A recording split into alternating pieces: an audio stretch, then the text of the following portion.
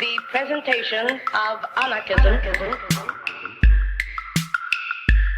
as social philosophy which aims at the emancipation, economic, social, political, and spiritual of the human race. The emancipation.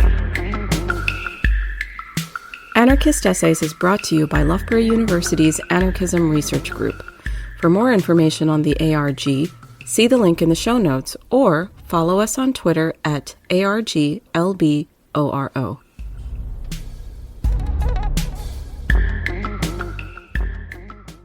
Concerning Anarchist Sociology, Working Within and Against Discipline, by Dana Williams. Sociology is a social science that studies social relationships and structures, while anarchism is a philosophy, practice, and movement oriented toward revolutionizing social relationships and structures so that they are egalitarian, self-managed, and cooperative. Beyond their shared interest in the social, how are sociology and anarchism similar and different? And is there potential to further merge them to the mutual advantage of each? In this essay, I want to talk about sociology and anarchism generally, and a hyphenated anarchist sociology in particular. Sociology in wealthy countries, especially the United States, has been, for a few decades now, enduring an identity crisis regarding its place and purpose beyond the academy, especially in terms of advocacy. This makes the topic of anarchist sociology important and time-sensitive, not least of which because of accelerating social conflicts and ecological crises, as well as an international revitalization of anarchist movements and tactics. I think this topic will interest those who have more formally taken a sociology class, or, on the more informal end, are concerned with anything social, from micro-oriented relationships to macro-scale institutions, and especially anarchist-inclined sociologists who are interested in the prospects of anarchizing the academic discipline. Fundamentally, why should sociologists care about anarchism? I think anarchism offers sociologists a long-standing critical orientation towards the state and society, domination and hierarchy, and social movements and social change. Lots of helpful, popular theorizing about these topics has occurred within the somewhat insular confines of anarchist movements, and these efforts can only enliven sociological debates. A close reading of anarchist history also offers compelling insights into the origins of the discipline of sociology, whose modern tradition is rooted in the European Enlightenment, although many examples and threads for both greatly predate that period. And why should anarchists care about sociology? The discipline offers radical organizers what will be new, critical perspectives to enhance their critique of hierarchical society. Sociological theories and scholarship on social movements offer additional insights into the strategy and tactics of social movements, even though these may fall short in their capacity to explain non-state or anti-state movements. Sociology also occupies an intellectual domain in society that is ripe for anarchist recruitment. Many students, possibly as many as 1 million students in the US alone, take a sociology class each year. This constitutes an incredible opportunity to introduce radical ideas to students, many of whom are idealistic youth seeking helpful frameworks to understand the world in which they're coming of age. Here, I'd like to describe, first, what is sociology. Second, I'll offer a general, conceptual overview of the complicated relationships between sociology and anarchism. Third, I'll consider what anarchist sociology both is and could be. Fourth, I'd like to address what I think are some important challenges for an academic anarchist studies. And finally, I will humbly, hopefully, propose items for an anarchist sociology research agenda, and then hypothesize about the future of anarchist sociology.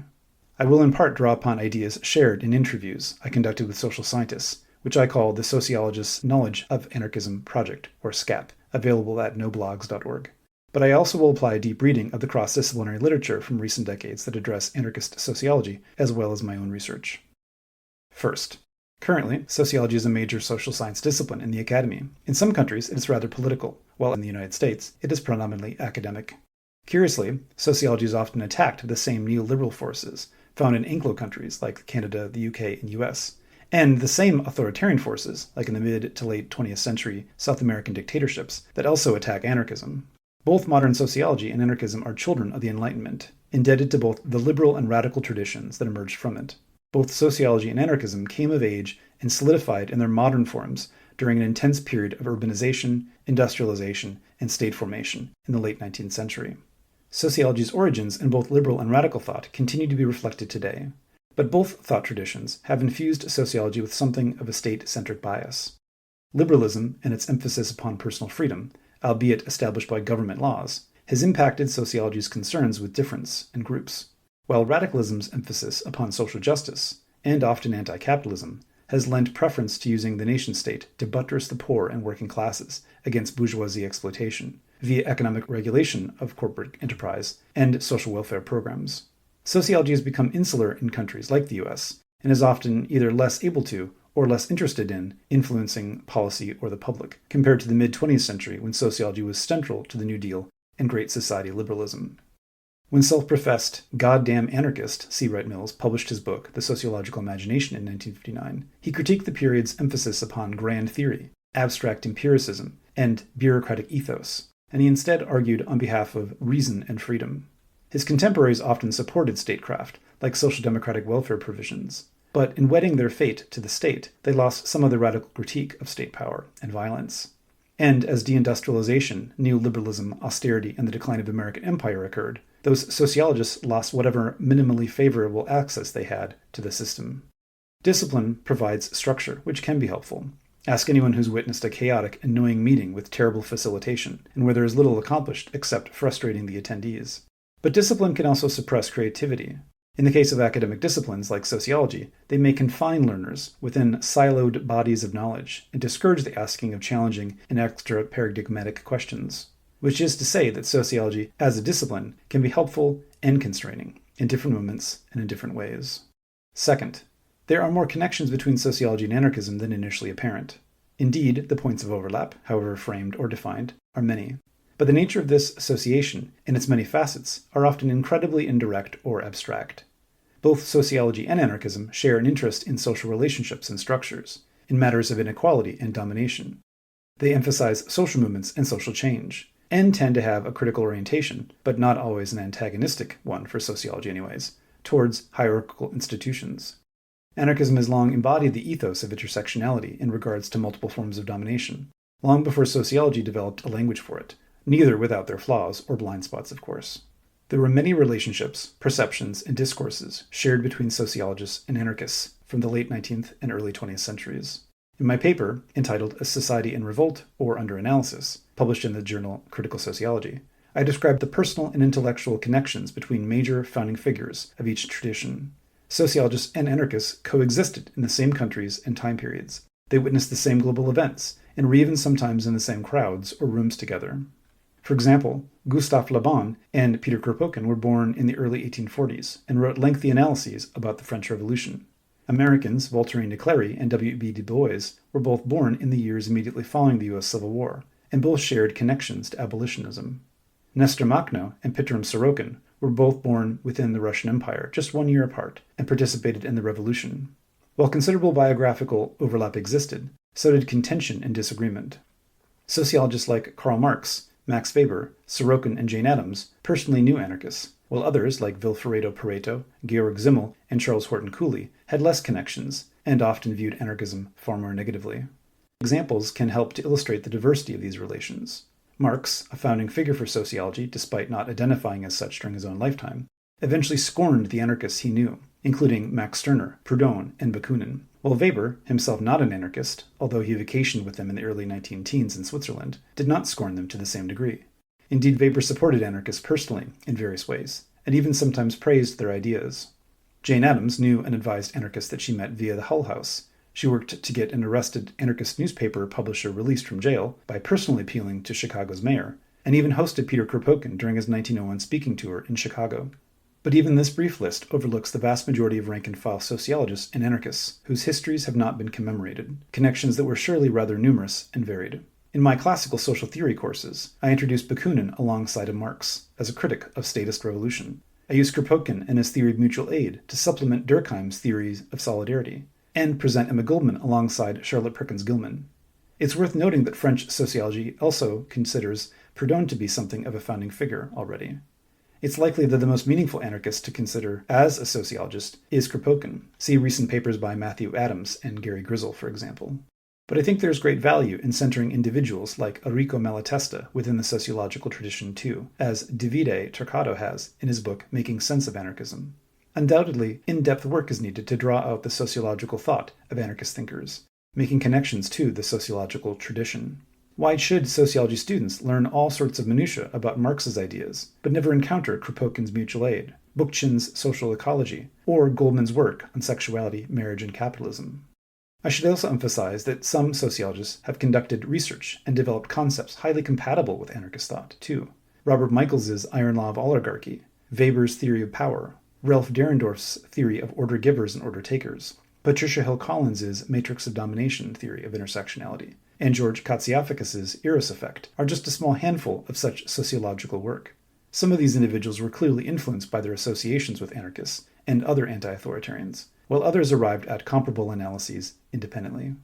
Before proceeding, it's important to note another major area of overlap, the sociological study of anarchist movements and anarchist practices within other movements, a subject I explored in my book Black Flags and Social Movements, and a literature review article published in Sociology Compass entitled Contemporary Anarchist and Anarchistic Movements, but this is far too large of a subject to address here. Third, when we consider what is and what could be anarchist sociology, there are many, many possible answers. In the essay that Jeff Shantz and I wrote for the journal Theory in Action, called Defining an Anarchist Sociology, we proposed envisioning a blind date encounter, wherein each is introduced to the other in turn, with the optimistic intentions of finding common ground. We described 5 potential forms that anarchist sociology could take: subject, subfield, caucus, ideology, and theoretical perspective. Each are interrelated, but they could also stand on their own. First, anarchist sociology could be a subject, where the goal is to sociologically study and explore anarchist practices, perhaps horizontal decision-making, mutual aid, etc. Second, anarchist sociology could be a subfield, or a type of sociology, or area within the discipline, just as the American Sociological Association has sections for medical sociology, or the sociology of gender. Third, anarchist sociology could be a caucus, a social grouping of anarchist-inclined sociologists, who organize within the rough boundaries of sociology, with the intentions to influence it. Fourth, anarchist sociology as an ideology, meaning a freestanding, ready-to-use orientation that can serve as a practical guide for sociological researchers and teachers, as well as anarchist organizers. Finally, anarchist sociology as a theoretical perspective, akin to how other theoretical perspectives within sociology help to illuminate social institutions and situations, relationships, and so forth, just as feminism illuminates gender relations, or rational choice theory addresses how individuals weigh possible courses of action. We argue that these 5 forms are some of the many paths available to anarchist sociologists. Together, these forms could establish a broad tent that invites the participation of many different people in their own unique ways. By retaining an elastic framework, an open invitation to collaborate and synthesize, tentative and promising lines of synergy could be explored, while articulating clear limitations and distinctions along the way. Admittedly, not much of this kind of scholarly work has happened, aside from some important contributions by Elizabeth Hartung, Jonathan Purkis, and a few others, which could be explained by either 1, a potential lack of interest in such a union, or 2, the possibility that it's rather challenging to engage in such scholarship, which prohibits it from happening or from appearing prominently on everyone's radar. It may be that anarchist sociology is discussed informally and interpersonally, but that such conversations don't end up in print form to be shared more widely. These challenges may stem from a degree of incompatibility. Anarchism is a political praxis, and sociology is a knowledge framework.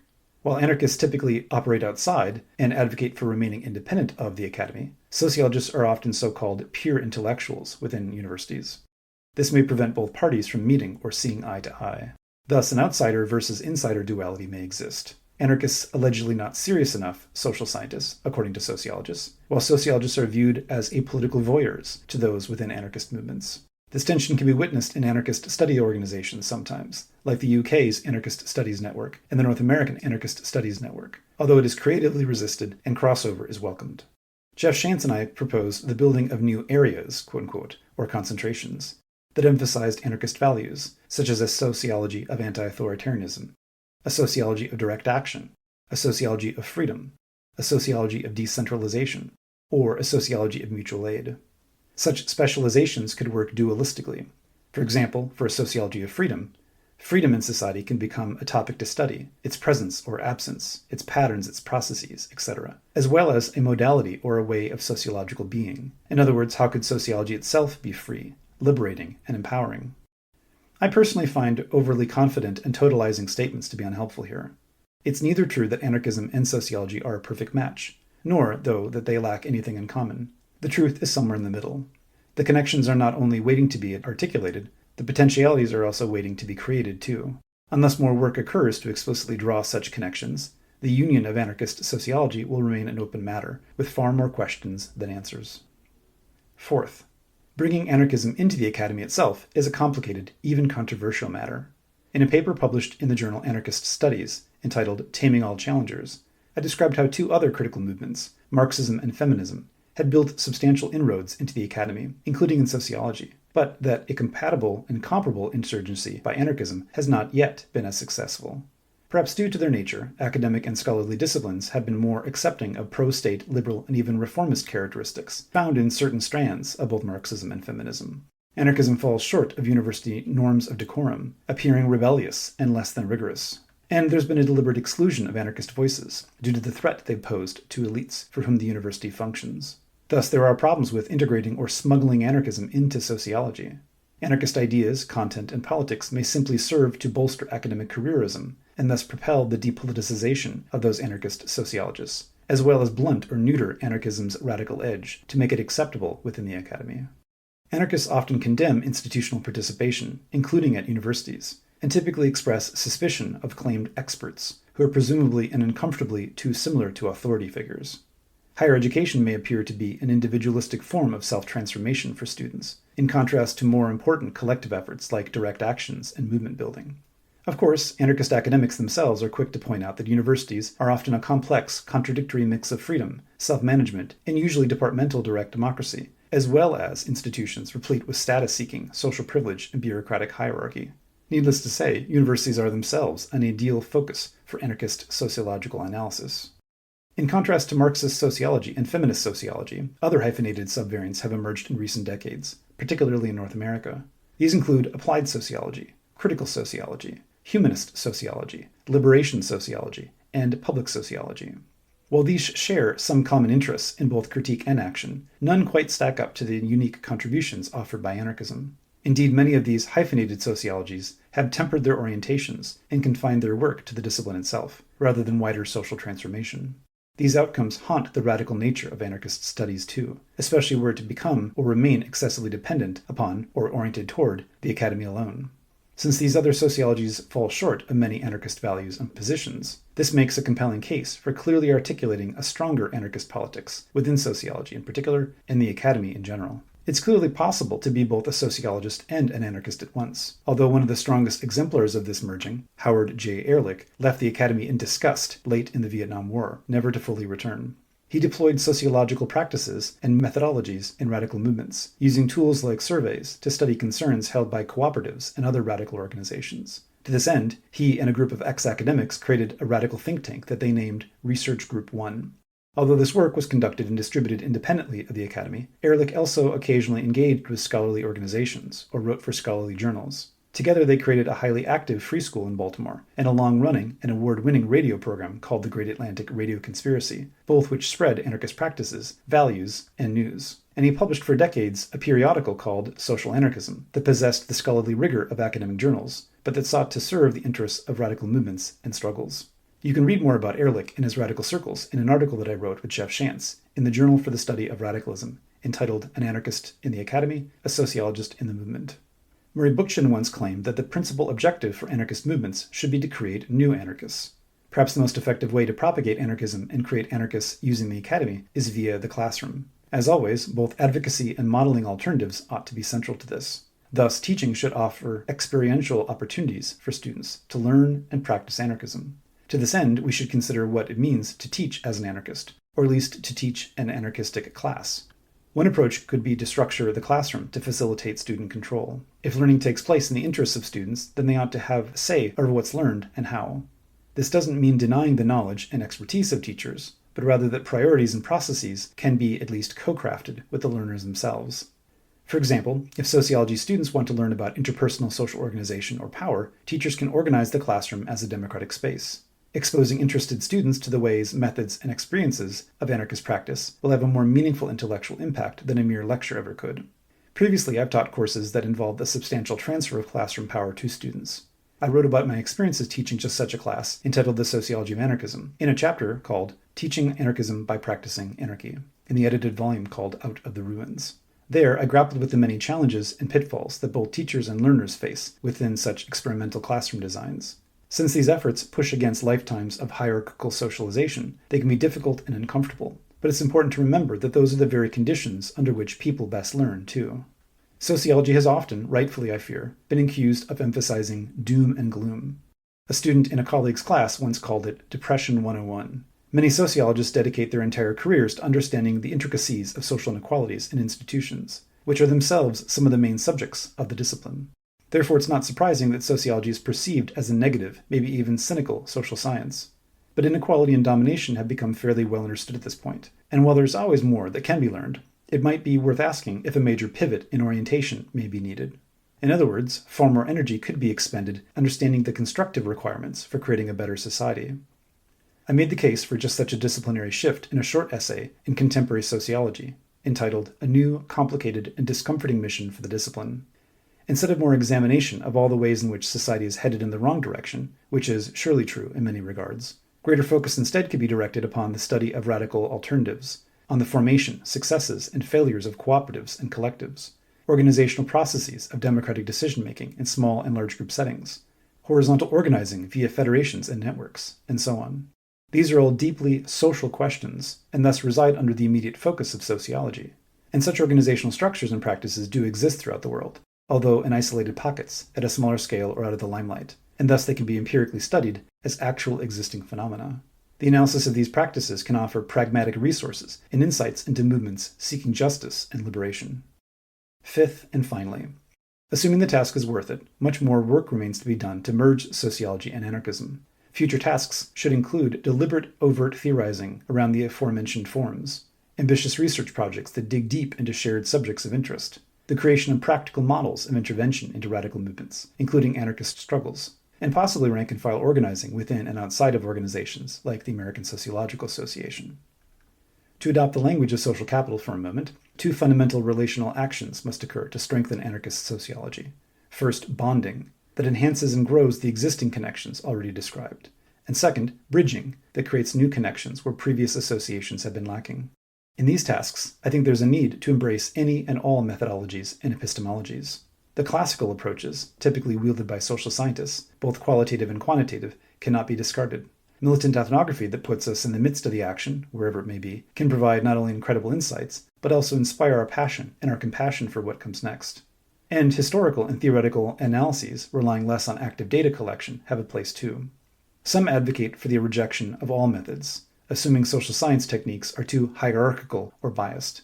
And while I appreciate this radical impulse, I think it's always helpful to describe a bit more about where your ideas and your data come from first. Sociology requires observable evidence, and this is a final point of overlap with anarchism, itself a rational tradition infused with passion. Anarchist sociologists must foster lively debate and intellectual engagement, be critical but not assholes, and build while we tear down the old facades and monuments to hierarchical institutions. Innumerable social forms and tactics are already available for this, and more can surely be created. Organizing study groups, building unions and other knowledge worker organizations, designing and hosting workshops, encouraging active participation in movements and movement participation in sociology, and relentless efforts at popular education. The anarchist tradition is one not of just leading by example and creating workable alternatives, but also of convincing and swaying people with words and ideas too. This has historically been accomplished at the speaker podium and on the picket line, but also via countless radical newspapers and pamphlets. These practices were, and are, the core of anarchist politics, and they're compatible with sociological practice too.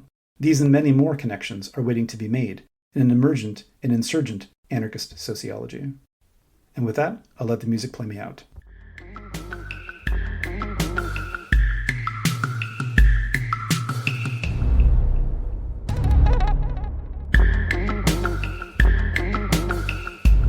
Thank you for listening. To help others find anarchist essays, please rate and review us wherever you find your podcasts. And if you're interested in anarchist ideas, why not check out the journal Anarchist Studies? For over 20 years, Anarchist Studies has been publishing original research on the history, theory, and practice of anarchism. For more information, visit www.lwbooks.co.uk/anarchist-studies.